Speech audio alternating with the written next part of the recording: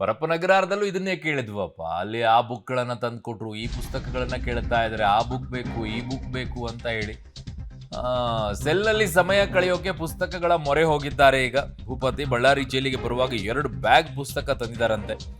ಪರಪ್ಪನ ಅಗ್ರಹಾರದಲ್ಲೂ 20ಕ್ಕೂ ಹೆಚ್ಚು ಪುಸ್ತಕಗಳನ್ನ ಜೊತೆಗಿಟ್ಕೊಂಡಿದ್ರಂತೆ. ಬರೀ ಜೊತೆಗಿಟ್ಕೊಂಡಿದ್ರು, ಓದಿರ್ಲಿಲ್ವಾ? ಓದಿದ್ರೆ ಅಲ್ಲಿ ರೌಡಿ ಶೀಟರ್ಗಳ ಜೊತೆ ಕೂತ್ಕೊಂಡ್ಬಿಟ್ಟು ಯಾಕೆ ಸಿಗರೇಟ್ ಸೇದ್ಕೊಂಡು ಕಾಫಿ ಕುಡ್ಕೊಂಡು ಕುಡಿಬೇಕಿತ್ತು. ಭೇಟಿ ವೇಳೆ ಬಂದಿದ್ದು ಕುಟುಂಬಸ್ಥರು, ಸ್ನೇಹಿತರು ನೀಡಿದಂತ ಪುಸ್ತಕ. ಆ ಪುಸ್ತಕಗಳನ್ನ ಬ್ಯಾಗ್ ನಲ್ಲಿ ಹಾಕೊಂಡು ತಂದಿದ್ದಾರೆ. ಇಂಗ್ಲಿಷ್ ಮತ್ತು ಕನ್ನಡ ಭಾಷಾ ಪುಸ್ತಕಗಳನ್ನ ಈಗ ದರ್ಶನ್ ಓದ್ತಾ ಇದ್ದಾರಂತೆ. ಒಳ್ಳೆಯದು ಪುಸ್ತಕಗಳನ್ನು ಓದುವಂತಹ ಅಭ್ಯಾಸ. ಆದರೆ ನಿಜವಾಗಿಯೂ ಅದನ್ನು ಓದಕ್ಕಂದಿರೋದ, ಹಾಗೆ ಇಟ್ಕೊಂಡಿರೋದು, ಅಥವಾ ಬಂದಿರೋರು ತಂದು ಕೊಟ್ಟಿದ್ದಾರೆ ಅಂತ ಹೇಳ್ಬಿಟ್ಟು ಇಟ್ಕೊಂಡಿರೋದ ಗೊತ್ತಿಲ್ಲ. ಈಗ ಸದ್ಯಕ್ಕಂತೂ ಇದೆ.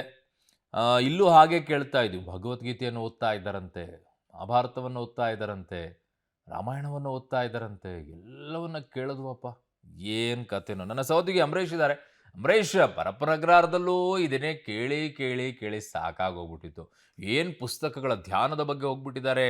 ಅವ್ರು ಯಾರೋ ಒಬ್ರು ಆಚೆ ಬಂದಿದ್ರು, ನಾನು ಧ್ಯಾನ ಕಳಿಸಿ ಬಂದಿದ್ದೆ, ಅವ್ರಿಗೆ ಧ್ಯಾನ ಮಾಡ್ತಾ ಇದ್ದಾರೆ, ಪುಸ್ತಕಗಳನ್ನು ಓದ್ತಾ ಇದ್ದಾರೆ, ಭಗವದ್ಗೀತೆಯನ್ನು ಓದ್ತಾ ಇದ್ದಾರೆ. ಅಯ್ಯಯ್ಯಯ್ಯೋ, ಇವೆಲ್ಲ ಕೇಳಿದ್ವಪ್ಪ.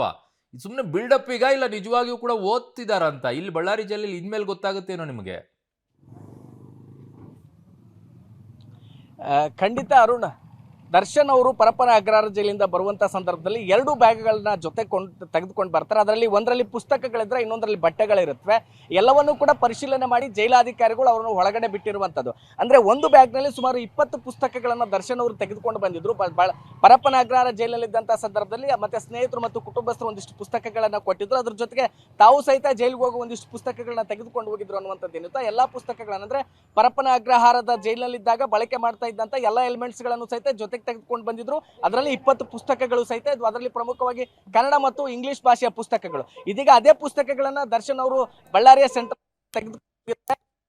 ಇಲ್ಲಿ ಓದುವಂಥದ್ದು ಅನಿವಾರ್ಯ ಆಗುತ್ತೆ. ಯಾಕಂದ್ರೆ ಇಲ್ಲಿ ಸಾಮಾನ್ಯ ಕೈದಿಗಳ ಜೊತೆಗೆ, ಅಂದ್ರೆ ಇಲ್ಲಿ ಬಳ್ಳಾರಿ ಸೆಂಟ್ರಲ್ ಜೈಲಲ್ಲಿ 385 ಕೈದಿಗಳಿದ್ದಾರೆ. ಅವ್ರ ಜೊತೆಗೆ ದರ್ಶನ್ ಅವರು ಬರಲಿಕ್ಕೆ ಸಾಧ್ಯನೇ ಇಲ್ಲ, ಅವ್ರನ್ನ ಭೇಟಿ ಆಗ್ಲಿಕ್ಕೂ ಸಾಧ್ಯ ಇಲ್ಲ, ಅವ್ರ ಜೊತೆಗೆ ಮಾತಾಡ್ಲಿಕ್ಕೂ ಸಹಿತ ಸಾಧ್ಯ ಇಲ್ಲ. ಬಳ್ಳಾರಿ ಸೆಂಟ್ರಲ್ ಜೈಲ್ ಇರ್ತಕ್ಕಂಥ ಏನು ಹೈ ಸೆಕ್ಯೂರಿಟಿ ಸೆಲ್ಗಳೇನಿದೆ, ಆ ಒಂದು ಹೈ ಸೆಕ್ಯೂರಿಟಿ ಸೆಲ್ 15ನೇ ಕೋಣೆಯಲ್ಲಿ ಇದೀಗ ದರ್ಶನ್ ಅವ್ರನ್ನ ಬಂಧಿಸಿಡಲಾಗಿದೆ. ಅದ್ರ ಜೊತೆಗೆ ಆ ಒಂದು ಹೈ ಸೆಕ್ಯೂರಿಟಿ ಸೆಲ್ ಅಲ್ಲಿ ಕೇವಲ 11 ಜನ ಆರೋಪಿಗಳು ಮಾತ್ರ ಸದ್ಯಕ್ಕೆ ಈಗ ಆ ಒಂದು ಹೈ ಸೆಕ್ಯೂರಿಟಿ ಸೆಲ್ಗಳಲ್ಲಿ ಇರುವಂಥದ್ದು. ಯಾರು ಸಹಿತ ಒಬ್ರಿಗೊಬ್ರು ಪರಸ್ಪರ ಭೇಟಿ ಆಗ್ಲಿಕ್ಕೆ ಸಾಧ್ಯ ಇಲ್ಲ.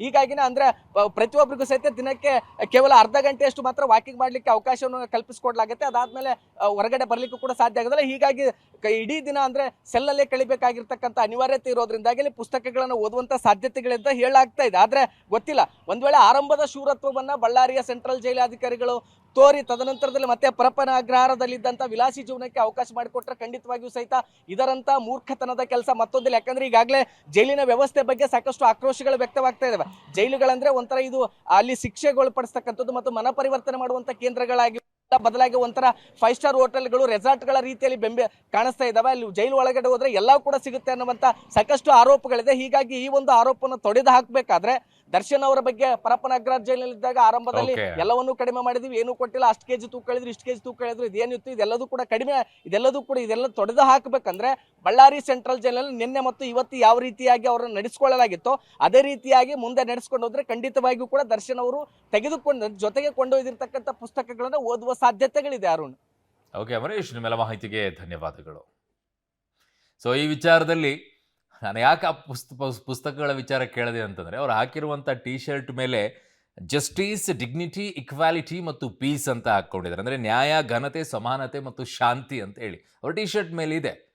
ಆ ಶರ್ಟ್ನ ಲೋಗೋ ಏನಿದೆ ಅದರ ಕೆಳಗಡೆಗೆ 4 ವರ್ಡ್ ಹಾಕ್ಕೊಂಡಿದ್ದಾರೆ. ಅದನ್ನು ನಿಜವಾಗಿಯೂ ನಿಜ ಜೀವನದಲ್ಲಿ ಪಾಲನೆ ಮಾಡ್ಕೊಂಡಿದ್ರೆ ಅದನ್ನು ಹಾಕೊಳ್ಳುವಂಥ ಅವಶ್ಯಕತೆ ಇರಲಿಲ್ಲ, ಇವತ್ತು ಜೈಲಿನಲ್ಲಿ ಹೋಗುವಂಥ ಅವಶ್ಯಕತೆಯೂ ಇರ್ತಿರ್ಲಿಲ್ಲ. ಆದರೆ ಪುಸ್ತಕಗಳನ್ನು ಓದ್ತಾ ಇದ್ದೀನಿ ಅಂತಾರೆ. ಆದರೆ ಪುಸ್ತಕಗಳನ್ನು ಓದೋದು ಯಾಕೆ? ಬದಲಾವಣೆಯನ್ನು ಮಾಡ್ಕೊಳ್ಳೋಕ್ಕೆ.